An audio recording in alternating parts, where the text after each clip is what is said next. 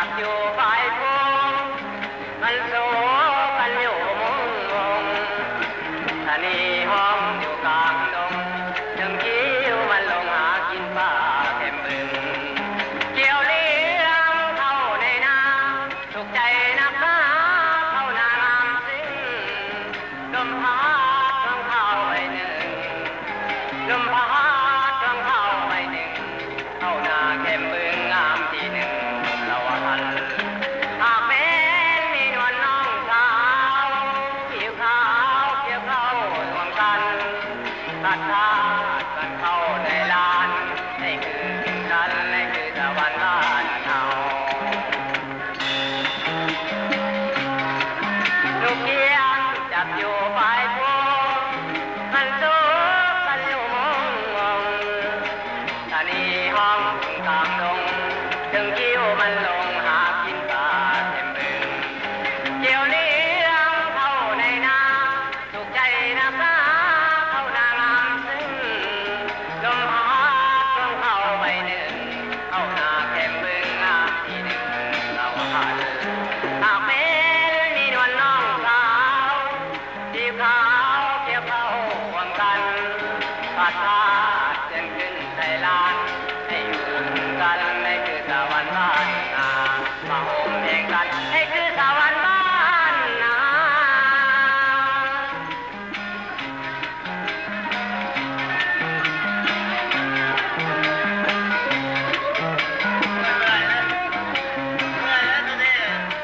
นั่นแหละมวนกับมวนแหละมื้อนี้เรียกอะไรตัวเด้เขาก็พักผ่อนไปหน่อยคนใช่แต่ผู้เบิ่งหลายบักแมวใช่นี่แหละตัวเด้คอยจะพากันไปเกี่ยวให้นั่นคุณบอกไปทั้งมวนอยู่ให้นี่แล้วไม่ใหญ่เลยตัวไหนเกี่ยวมันคนเกี่ยวเลยมันคนเกี่ยวไปเกี่ยวมันให้มันเลยไปบักแมวมึงไปเกี่ยวอยู่ข้างมันครับไปอยู่คนละชนก่อนแมวโอ้ย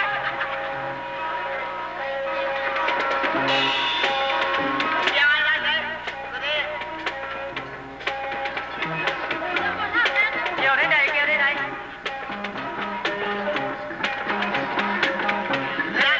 กี่ยวเข้ามา